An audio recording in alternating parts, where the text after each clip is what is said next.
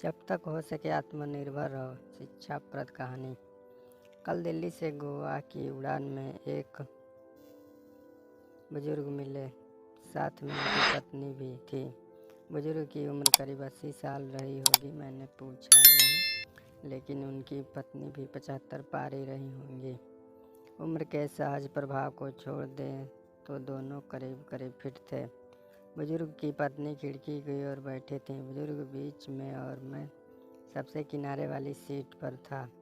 उड़ान भरने के साथ ही बुजुर्ग की पत्नी ने कुछ खाने का सामान निकाला और बुजुर्ग की ओर किया। बुजुर्ग कांपते हाथों से धीरे धीरे खाने लगे। फिर फ्लाइट में जब भोजन सर्व होना शुरू हुआ तो उन लोगों ने राजमा चावल का ऑर्डर किया। दोनों बहुत आराम से राजमा चावल खाते रहे। मैंने पता नहीं क्यों पास्ता ऑर्डर कर दिया था। खैर, मेरे साथ अक्सर ऐसा होता है कि मैं जो ऑर्डर करता हूँ, मुझे लगता है कि सामने वाले ने मुझसे बेहतर ऑर्डर किया है। अब बारी थी कोल्ड ड्रिंक की। पीने में मैंने कोक का ऑर्डर दिया था। अपने कैन के ढक्कन को मैंने खोला और धीरे धीरे पीने लगा। बुजुर्ग ने कोई जूस लिया था। खाना खाने के बाद जब उन्होंने जूस की बोतल के ढक्कन को खोलना शुरू किया तो ढक्कन खुल ही नहीं रहा था। बुजुर्ग कांपते हाथों से उसे खोलने की कोशिश कर रहे थे। मैं लगातार उनकी ओर देख रहा था। मुझे लगा कि ढक्कन खोलने में उन्हें मुश्किल आ रही है, तो मैंने शिष्टाचार हेतु कहा कि लाइए मैं खोल देता हूँ।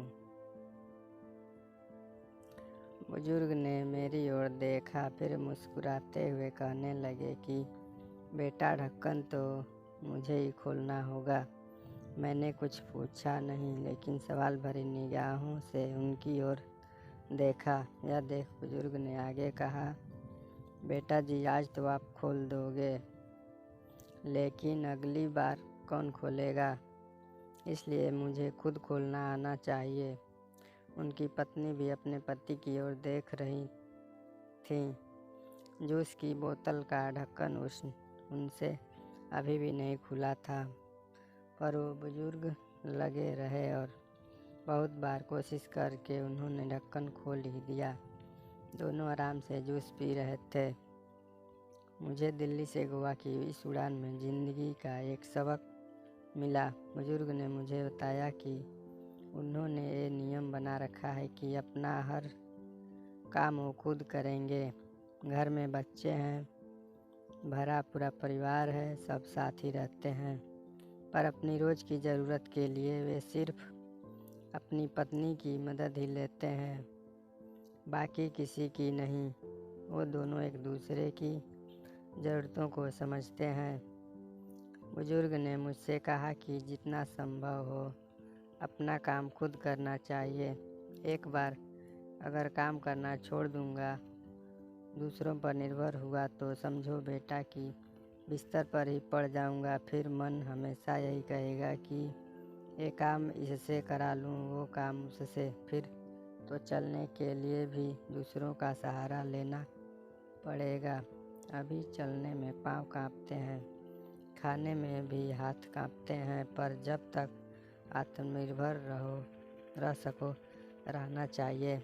हम गोवा जा रहे हैं, 2 दिन वहीं रहेंगे। हम महीने में 1-2 बार ऐसे ही घूमने निकल जाते हैं।